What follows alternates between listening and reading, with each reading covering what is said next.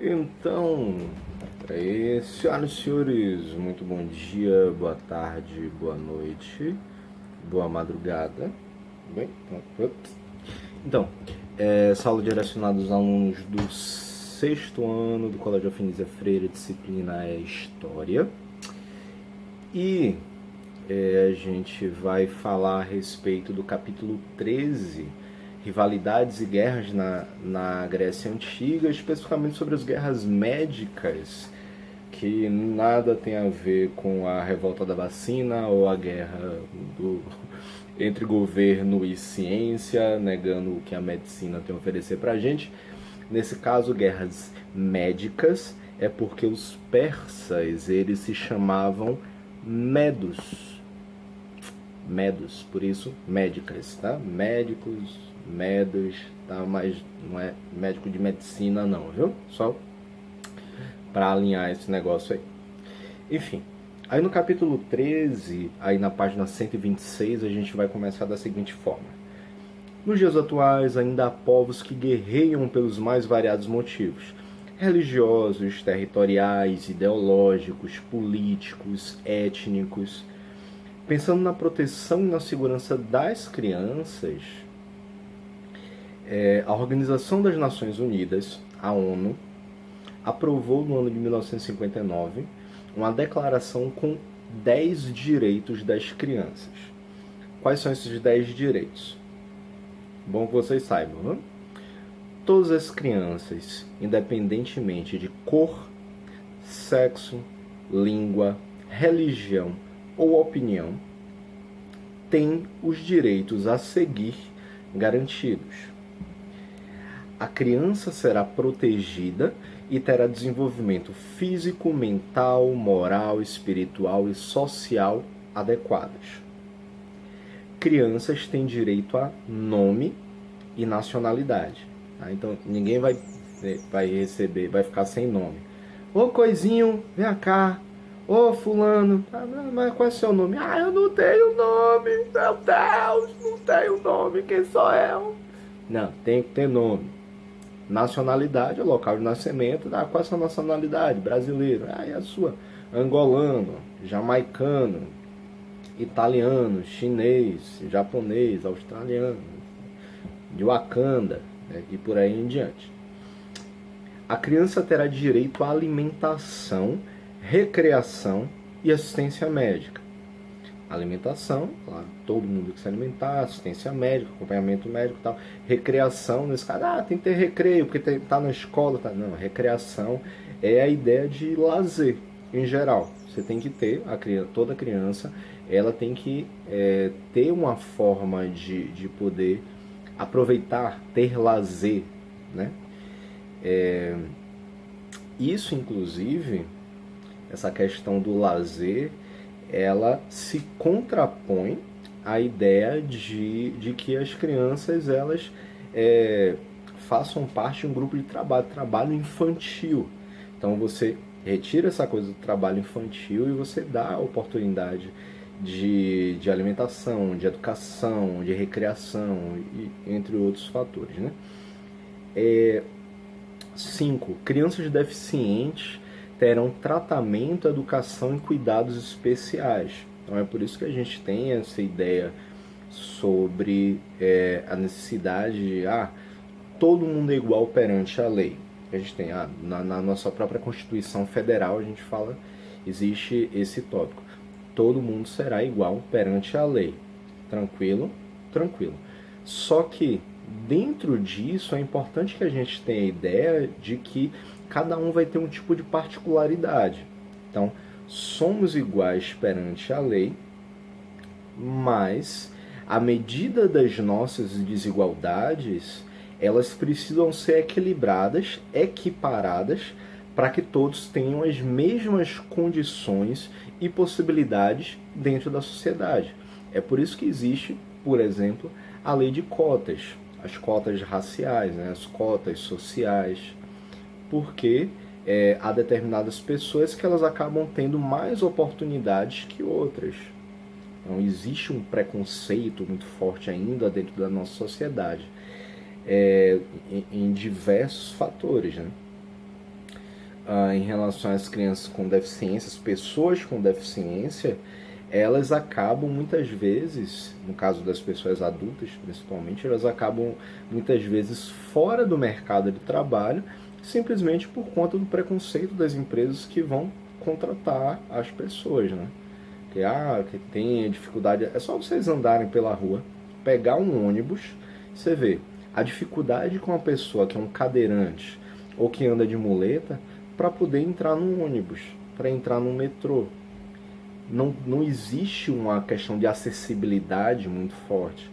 Quer ver? Até uma coisa simples, lá na própria escola, lá no Afenise.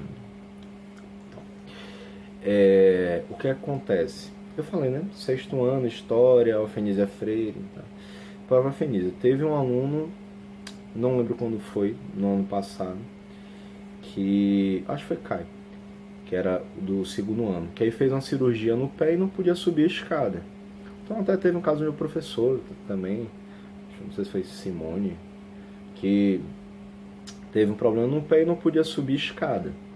Ou seja, só uma questão simples, temporária, para vocês verem. A pessoa tá de muleta, tá com o pé enfaixado, tem dificuldade de subir a escada. E aí a turma dele, que era em cima, precisou ter as suas aulas numa sala embaixo. E o pessoal de baixo subiu. Por quê? É pela própria ideia sobre acessibilidade, né? Você dá condições adequadas às pessoas para que elas possam ter acesso a acessibilidade, para ter acesso aos locais, para ter acesso a determinadas condições. Enfim, aí por isso que diz que crianças, adolescentes, pessoas em geral, com algum tipo de deficiência, terão tratamento, educação e cuidados especiais. A criança precisa de amor e compreensão. A criança terá direito a receber educação, que será gratuita, pelo menos no grau primário.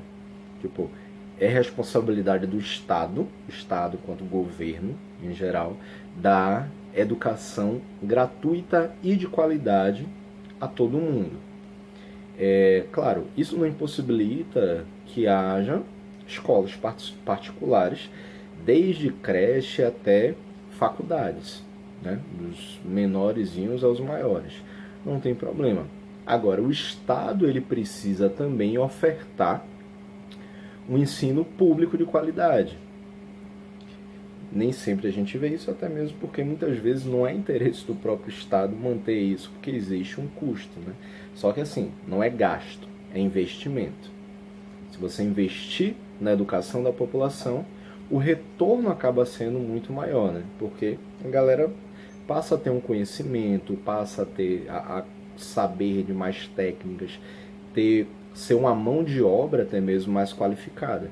Só que o Estado não quer isso, né? Quer quanto mais burro melhor, porque aí eles podem usar esse povo como massa de manobra. Pessoas que não pensam é mais fácil de serem manipuladas. As crianças estarão em quaisquer circunstâncias entre os primeiros a receber proteção e socorro. Tá? Então, tanto as crianças quanto os idosos, vocês veem que eles têm prioridade. Foi para o hospital, a criança acaba tendo prioridade aos adultos, né? A criança será protegida contra qualquer crueldade e exploração. Não será permitido que ela trabalhe ou tenha uma ocupação que prejudique os estudos ou a sua saúde. Então, a ideia do trabalho infantil, crianças de 4, 5 anos de idade já trabalham quebrando pedra para poder fazer brita, quebrando em fábricas, em carvoarias, produzindo carvão, tal, desde muito cedo. Interior a gente acaba vendo muito isso. Professor, mas o trabalho enobrece o homem. Tá, beleza. A partir de que idade você pode trabalhar?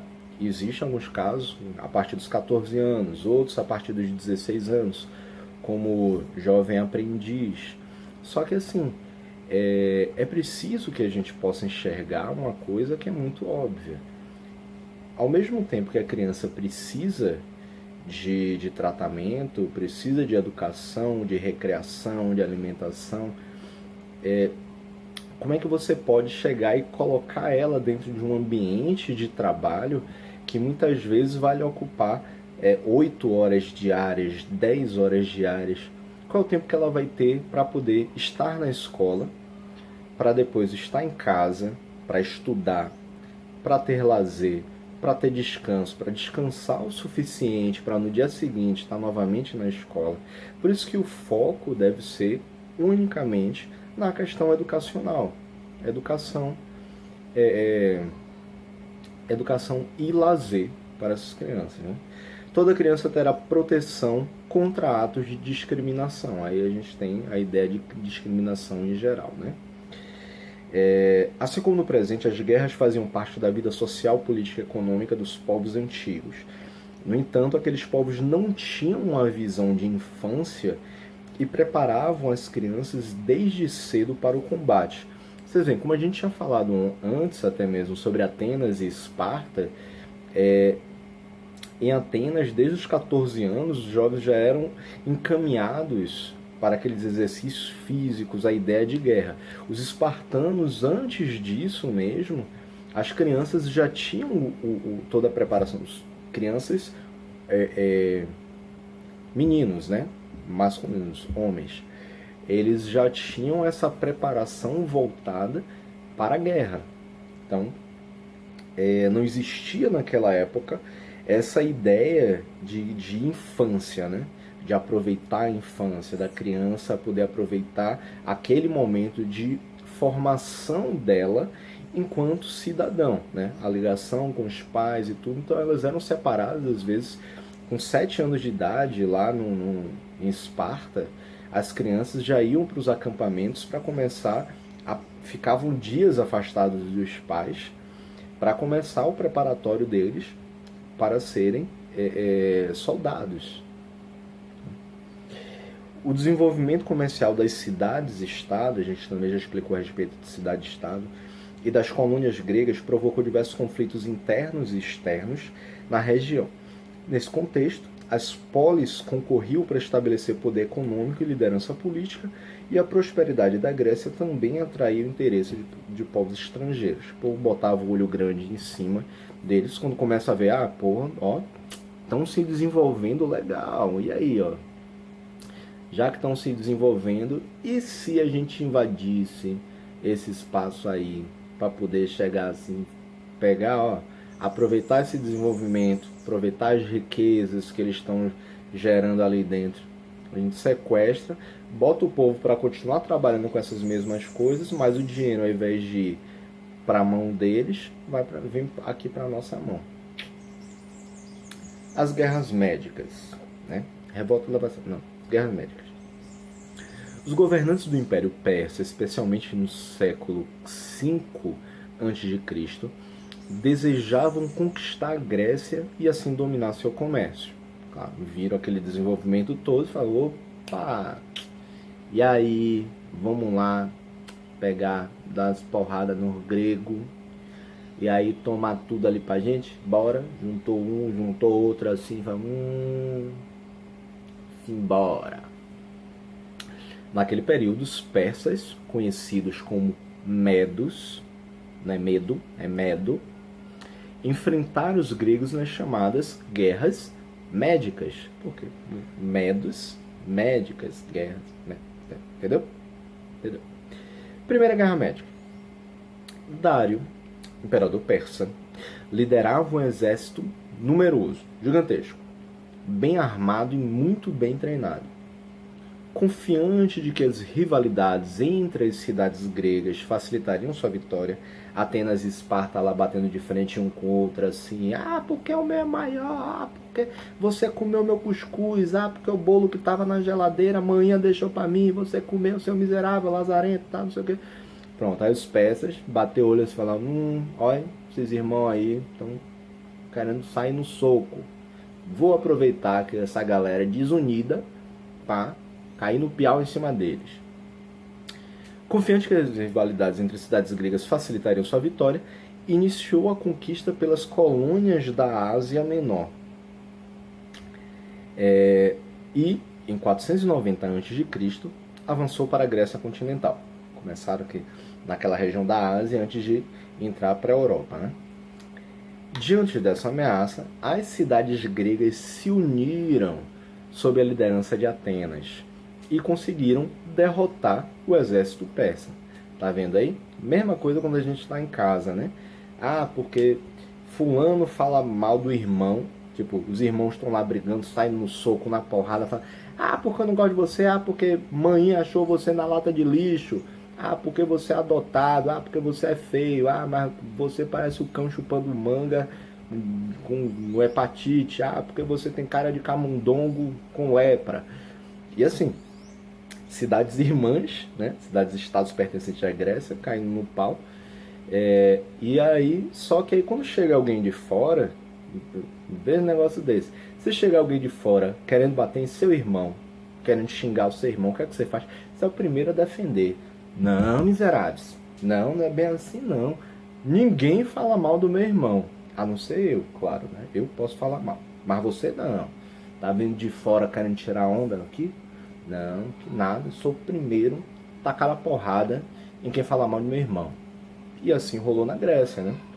Então, Atenas, que tinha uma força administrativa, política mais forte nessa região da Grécia, ela tomou a liderança disso, mas, claro, dando espaço às outras cidades gregas, principalmente a Esparta, porque tem uma mosca aqui. Eu tomei banho, viu, gente? Mosca, miserável.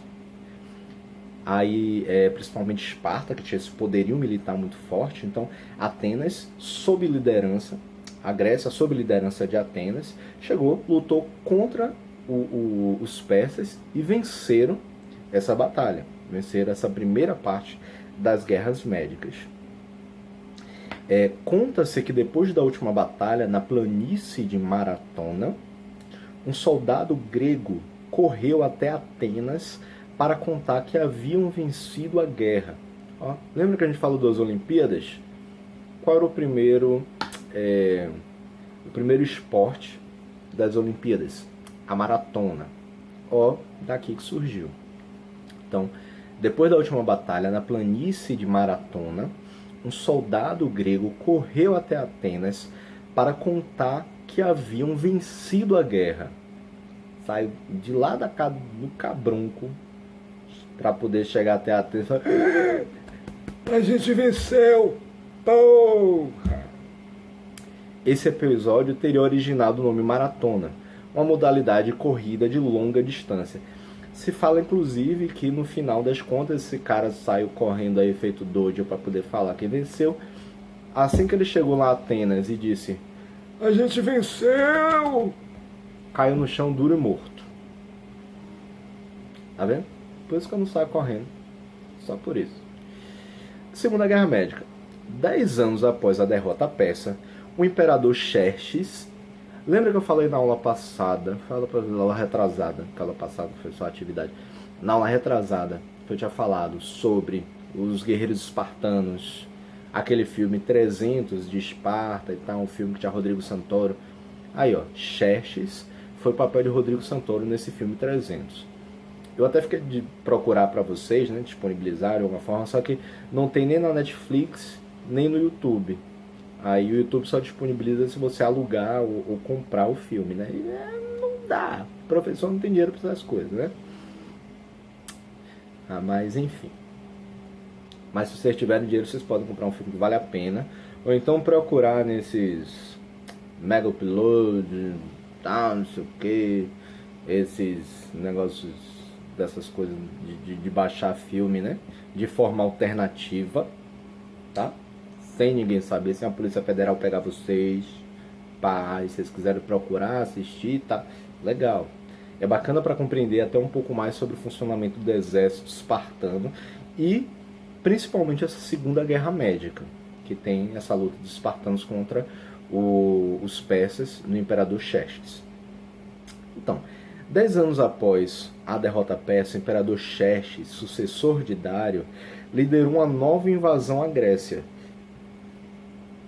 Diante da necessidade de organizar a defesa e de equipar suas tropas, Atenas formou a Confederação de Delos, uma aliança política e econômica entre várias cidades gregas para suprir as demandas da guerra. Você vê, novamente, Atenas, por conta dessa organização administrativa e política que ela sempre teve dentro da Grécia, não é à toa que até hoje Atenas é a capital da Grécia, ela fundou essa confederação de Delos para poder trabalhar ativamente em relação às guerras médicas, a guerra contra os persas, né? A gente vai precisar de uma grana aqui, vamos fazer isso, levantar essa grana, vender umas bijuteria ali, né?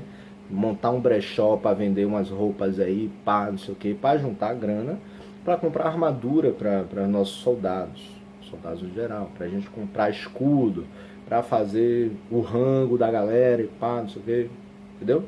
Vender os brigadeiros ali na porta do Coliseu, pá. Enfim. Os persas atacaram e incendiaram Atenas.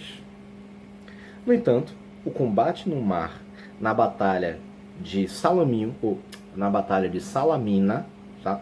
Então, se vocês quiserem lembrar da batalha, a batalha no mar foi Salaminho, Salamina. De mil é mina, mulher, Salamina. Na batalha de Salamina, que foi pelo mar, foi vencido pelos atenienses, com a ajuda, claro, dos demais soldados da Grécia.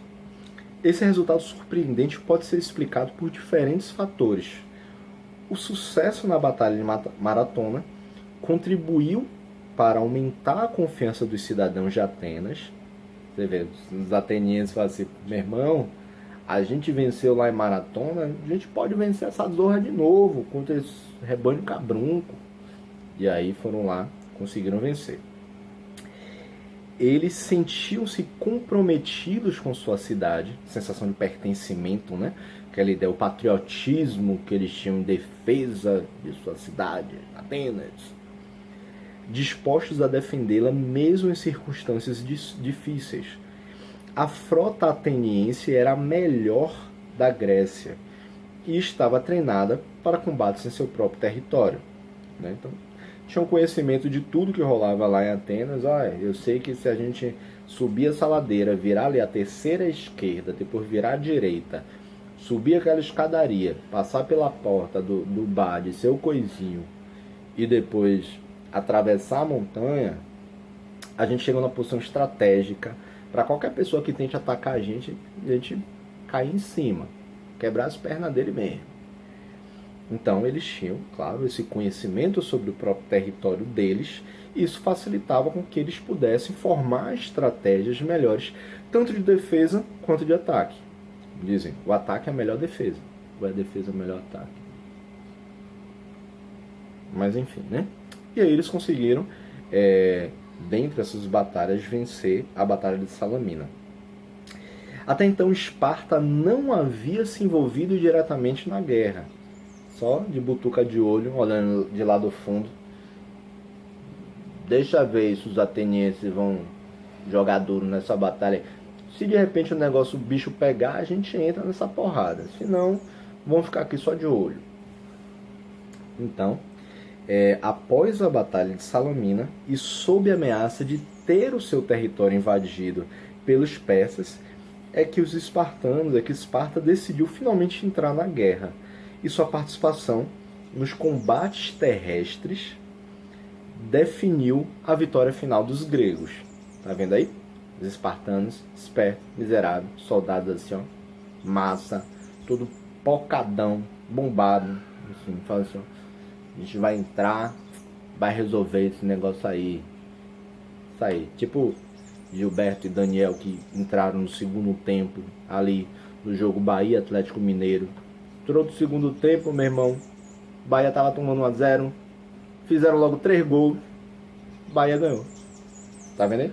Quase que uma batalha entre os Grécia e os persas. Então os guerreiros espartanos foi Gilberto e Daniel. Bahia 3-1 no Atlético Mineiro. Bora Bahia. Enfim, em 449 a.C. ocorreu o fim definitivo das guerras médicas. Aí a gente tem aqui Atenas versus Esparta, né? Além do desenvolvimento econômico e militar, Atenas era um rico e diversificado centro cultural do mundo grego. Os atenienses mantiveram a liderança sobre a Confederação de Delos e transformaram as contribuições das cidades aliadas em tributos obrigatórios, utilizando o dinheiro em seu próprio benefício. Olha que rebanho de safado. Depois de ter passado a guerra, eles falam, não, vamos manter essa Confederação de Delos aí, porque se de repente algum outro povo resolver invadir o nosso território, a gente já tem essa união, essa movimentação aí para impedir que aconteça algo mais sério, né? Só que o rebanho de safado fez o quê? As contribuições que as outras cidades gregas, que as cidades aliadas davam para a Confederação de Delos, que era para poder deixar ali guardadinho para uma necessidade maior em relação ao confronto, a futuros conflitos, outras guerras, os atenienses, que eram os líderes dessa Confederação de Delos, eles estavam pegando esse dinheiro, que era um tributo, era um imposto obrigatório, né? E estavam usando em seu próprio benefício. Ah, não, vou construir uma ponte ali que atravessa ali, sabe? Do bairro tal para o bairro tal. Vamos usar esse dinheiro aqui da Confederação? Bora? Bora. Ninguém vai ver. Algumas cidades gregas se julgavam ameaçadas pelo desenvolvimento de Atenas e uniram-se a Esparta, formando a Liga do Peloponeso. Então, eles começaram a virar no estopor, carretado lá com Atenas. A Atenas está fazendo de otário. E a Esparta era outra grande força existente na Grécia. Aí a galera começou a... vamos lá, juntar com o primo lá, Esparta. O cara também é bicho duro. Começaram a se juntar com Esparta e formaram essa Liga do Peloponeso. As rivalidades entre a Confederação de Delos e a Liga do Peloponeso acentuaram-se, resultando no ano de 431 a.C. na Guerra do Peloponeso. A Guerra do Peloponeso, então, foi entre Atenas e Esparta. As guerras médicas foram entre os gregos e os persas, também conhecidos como medos. Tá? Entendeu? Os espartanos combatiam melhor em terra, mas os atenienses dominavam o mar. Esse equilíbrio de forças prolongou a guerra por quase 30 anos. Com o objetivo de resistir aos ataques do exército espartano, o governo de Atenas decidiu concentrar a população dentro das muralhas da cidade. Tal medida prejudicou a produção no campo e provocou uma epidemia que matou cerca de 1/3 dos seus habitantes. Claro, você tem a parte central da cidade ali, que ela é toda murada, né? É uma forma de proteger a sua população, como se fosse dentro de uma fortaleza mesmo. Só que os campos cultiváveis estavam do lado de fora dessa fortaleza. Estavam nas margens da cidade, e não nessa parte central. Se você está dentro da fortaleza, não tem acesso ao lado de fora, como é que você vai plantar? Como é que você vai cuidar das cabeças de gado que ficaram tudo lá fora? Não tem como, né? E isso acabou prejudicando essa produção no campo. Se você tem menos gente lá do lado de fora trabalhando no campo, isso vai prejudicar a produção. Consequentemente, a fome vai começar a bater. E uma outra questão é essa epidemia que aconteceu dentro do território, dentro dessa fortaleza em Atenas, dentro dessa parte central da cidade, as muralhas da cidade, que acabou dizimando, matando cerca de 1/3 de seus habitantes. A gente falando em epidemia dentro das muralhas, tá, um ambiente fechado, ainda que tem a parte de cima aberta, claro, né? Mas é um ambiente mais fechado, digamos assim.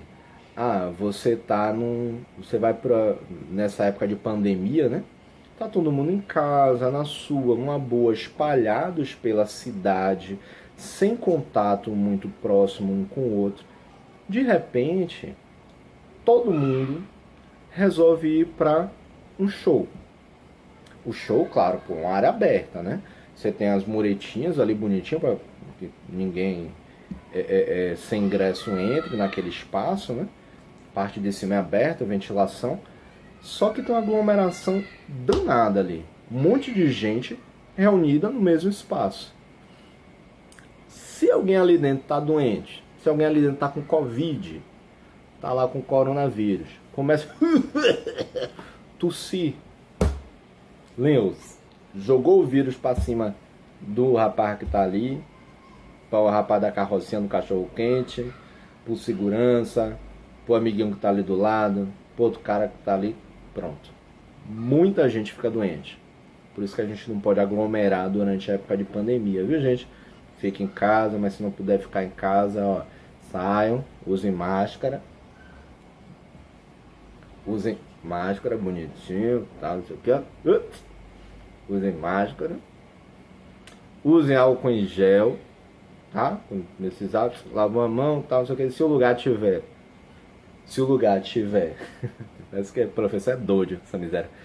Se o lugar tiver como lavar as mãos, você lava. Se não, álcool em gel ali na bolsa, na mochilinha, pá, não sei o que, de vez em quando lavar. Não tira a máscara pra nada, tá? Ah, vai ter que beijar na boca, pessoal. Tem negócio de beijar na boca, não, pá. Deixa beijar na boca no que vem. Enfim. E aí acabou dizimando, acabou matando 1/3 da população ateniense, que estava nesse ambiente fechado, rebanho de doido, miséria. Desgastados pela fome e definitivamente derrotados, os atenienses se renderam-se no ano de 404 a.C. Professor, peraí, que zorra é essa? Peraí, a guerra começou em 431 e acabou em 404? É o que? Benjamin Button tá voltando no tempo? Jesus. Não, gente, linda, maravilhosa, seus rebanho de inteligente. Eu já expliquei a respeito da ideia sobre antes de Cristo e depois de Cristo, né? Então, antes de Cristo, a passagem dos anos, você vai contando ao contrário, né? Descendo, se aproximando ao ano zero. Então, por isso que começou em 431 antes de Cristo e acabou 27 anos depois, no ano de... Ai, meu Deus, me perdi. No ano de 404 antes de Cristo. É 27, gente? Eu não sei calcular, não. Deve ser, né? 431... 27, eu sempre soube, tá? Professor de matemática, não veja isso. E eles acabaram se rendendo em 404 a.C. porque não tinha mais como viver direito ali dentro. Um monte de gente morta, fome, perdendo soldados e mais soldados. Após a guerra, Esparta passou a dominar as cidades gregas. Algum tempo depois, outras cidades como Tebas começaram a disputar também essa liderança. Ficou com inveja, né, de Esparta. Porque esse poder está todo concentrado na mão de Esparta. Não pode ser assim não. Meu nome é Tebas. Eu vou lutar para conseguir esse lugar que os espartanos estão. Então Tebas começou a fazer essa disputa também pela liderança. E as disputas entre cidades e estados enfraqueceram a Grécia, facilitando o domínio estrangeiro no século IV a.C. Né? Muitas cidades gregas entrando em conflito o tempo todo. Essas brigas internas enfraquecem internamente, e quem está do lado de fora olhando fala assim: briguem, desgraçados. E aí pronto, vai enfraquecendo internamente. Quem está de fora começa a bater o olho grande e fala assim: ó, vou conquistar ali, vou juntar a galera aqui de fora, quebrar na porrada aquela galera que está ali dentro, que eles estão fraquinhos já. Foi o que aconteceu. Ao longo de sua história, a Macedônia, situada ao norte da Grécia, foram influenciada pela cultura grega, adotando seus idiomas e seus costumes. Durante o governo de Filipe II, teve a formação de um império que, em 338 a.C., dominou a Grécia. Vocês veem, a Guerra do Peloponeso acabou em 404 a.C. o domínio macedônico sobre a Grécia ocorreu menos de 100 anos depois, por conta da série de conflitos internos na Grécia e esse esmorecimento, esse enfraquecimento interno. Então, os macedônicos, a Macedônia, estava de fora, já tinha uma noção sobre quem era a Grécia, bateu o olho ali e falou, não, agora a gente pode invadir o território deles. Aproveitar o desenvolvimento que eles tiveram durante bastante tempo, o enriquecimento, tá, a estrutura local, vamos aproveitar disso daí. Coube a Alexandre o Grande, filho e sucessor de Filipe II, a tarefa de fortalecer o domínio macedônico na Grécia e de estender as conquistas sobre a Ásia Menor.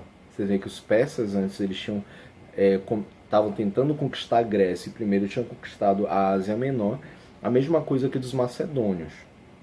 Eles conquistaram, só que eles primeiro foram na Grécia e depois eles começaram a se expandir e chegaram onde os persas haviam conquistado antes, ali na Ásia Menor. Entre 334 e 331 a.C., novamente aí, Alexandre conquistou a Pérsia, a Fenícia, o Egito e parte do Oriente, estabelecendo a capital do Império Macedônico na cidade de Babilônia. Alexandre governava os povos conquistados, permitindo que mantivessem os seus costumes, sua língua e sua religião. Que legalzinho ele, né? Alexandre o Grande, ele permitiu que mesmo esses povos conquistados, eles pudessem manter os seus próprios costumes, a sua língua e tudo, a religião. Tranquilo, menos mal. O que acabou contribuindo para a fusão entre as culturas orientais, da região da Ásia, e ocidentais, região da Europa, né? Conhecida como helenismo. Então, o helenismo ocorreu graças a essa permissão que Alexandre o Grande, que era o imperador do Império Macedônico, né? O helenismo ele surge a partir dessa permissão que Alexandre deu de as cidades conquistadas manterem os seus costumes. Então, vocês mantêm o costume, mas como tem parte do meu povo também habitando esse local, as culturas elas começam a dialogar entre si, começam aos poucos a ir se misturando e tem essa unificação cultural. Por conta disso tudo, de toda essa influência cultural que vem de vários povos diferentes e se unem de certo modo, mantendo um certo respeito entre eles, houve a formação do que a gente conhece como helenismo. Mas, claro, em troca dessa permissão que eles davam dessas cidades conquistadas manterem os seus costumes, ele exigiu o pagamento de impostos. Claro, é um território conquistado, então, vocês pagam imposto aí bonitinho, tudo certinho, tá tranquilo, não vão matar ninguém. Claro, exigia então esse pagamento dos impostos e o respeito à sua autoridade, em primeiro lugar. Em 323 a.C., aos 33 anos de idade, Alexandre morreu vítima de uma febre. Febrezinha básica assim. É só uma gripezinha, tá ok? Ele morreu por conta de uma gripezinha, ou por conta de uma febre. 33 anos de idade. Ele tinha histórico de atleta? Tinha histórico de atleta.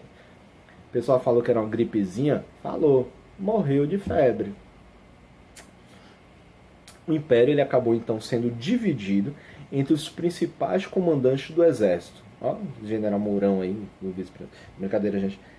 Mais tarde, no século II a.C., os macedônicos acabaram sendo conquistados pelos romanos, né?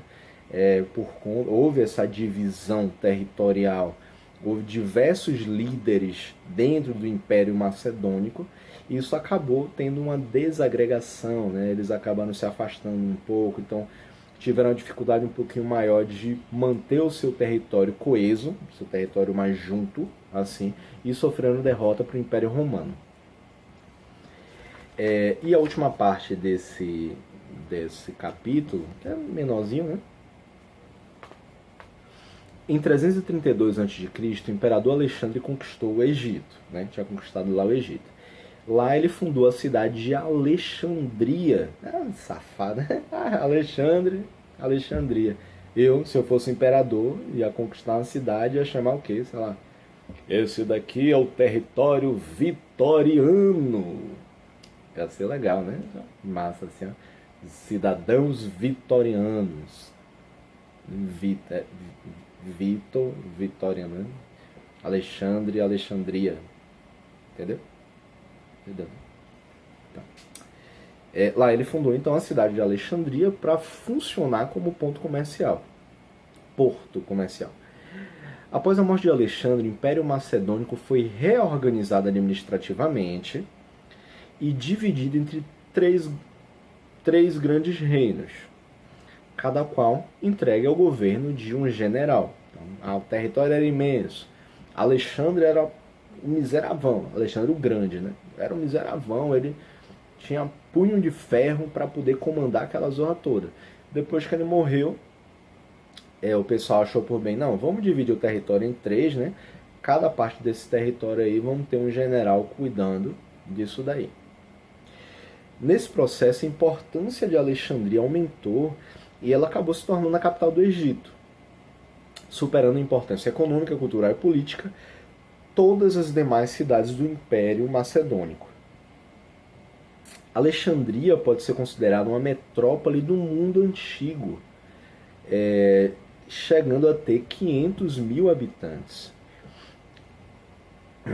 Construída conforme os padrões da arquitetura grega, claro, a influência da Grécia na formação da Macedônia, até mesmo porque antes dos macedônicos invadirem a Grécia, eles pertenciam a uma região que ficava ao norte da Grécia, que já tinha muito da influência da arte, da arquitetura, da cultura grega.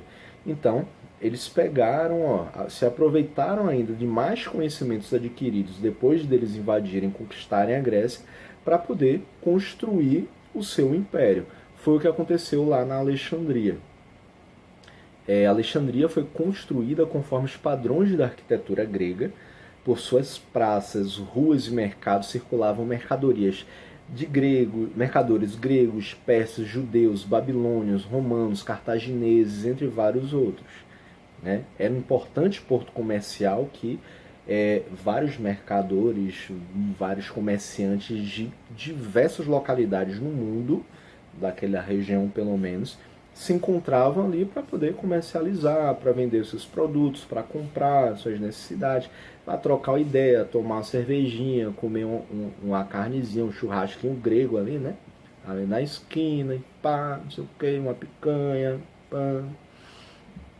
Contudo, o que contribuiu para a cidade se converter no principal centro cultural do mundo antigo foi o funcionamento da Biblioteca de Alexandria, erguida no ano de 283 a.C., durante o governo de Ptolomeu I.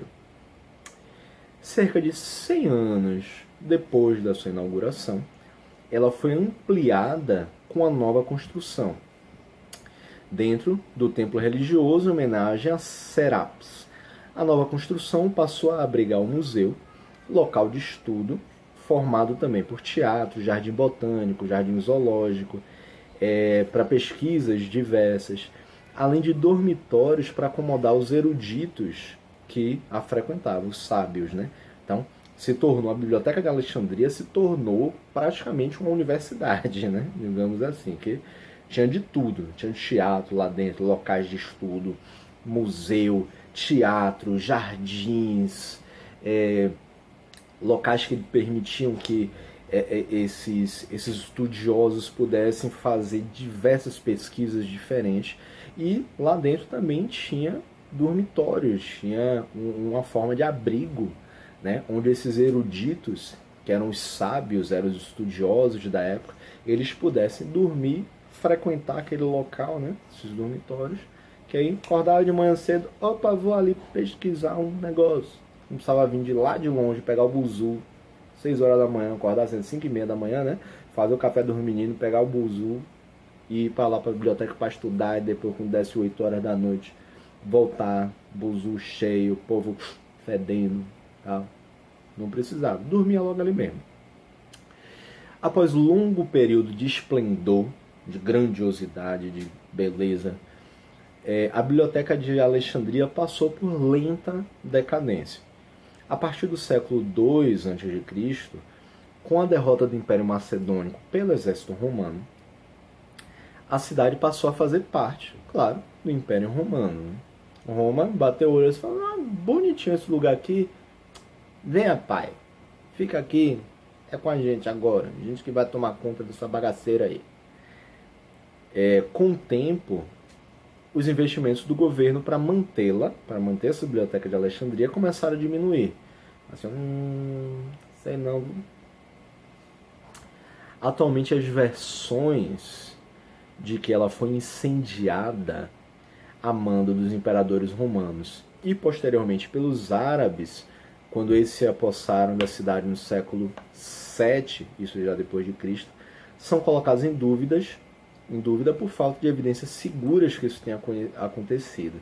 Na verdade, a biblioteca de Alexandria, assim como os jardins suspensos da Babilônia, você vê que a Babilônia foi a capital do Império Macedônico e tal, ambos foram destruídos completamente e hoje só se sabe por conta dos esboços, dos rascunhos, dos livros que falam sobre esses locais, a grandiosidade desses locais, suntuosidade desses locais, esplendor, tá? Mas a estrutura física em si, a arqueologia do local, não existe mais. Ok? Enfim, e aí a gente tem um mapa que mostra sobre qual era a região da Macedônia quando Alexandre se tornou rei, tá? Aquela partezinha ali em cima, ó, que tem ali a Trácia, pronto, junto do rio Danúbio, do Mar Negro, Mar Mediterrâneo, e aí depois toda a região que eles conquistaram, o Império Macedônico, lá no ano de 323 a.C., quando Alexandre o Grande morreu, tudo que ele já tinha conquistado, além desses pontinhos vermelhos aí que são um pouquinho menores, que eram as regiões submissas ao Império, e ó, ali ó, no delta do Egito, no delta do Nilo, ali no Mar Mediterrâneo, na pontinha superior do Egito, onde ficava a Alexandria, tá? No Mar Mediterrâneo. Aí vocês olham o mapinha aí bonitinho, da fonte Jeremy Black, World History Atlas, Londres, Darling Kindersley, 2008, para vocês verem o tamanho da importância do Império Macedônico. Enfim, acabou. É isso aí. Finalizamos a aula de hoje. É isso aí, galera. Muito obrigado. Essa aula foi direcionada para os alunos do 6º ano do Colégio Avenida Freire. A disciplina foi História. Eu já tinha falado isso, mas é importante falar de novo, tem um monte de doido aí que não sabe nem o que tá fazendo aí. Bota o vídeo pra rolar e vai brincar com o cachorro, vai jogar no celular, vai fazer isso, fazer aquilo, tá, não sei o que. Se lembre. E semana que vem é o simulado de vocês. Tchau, gente.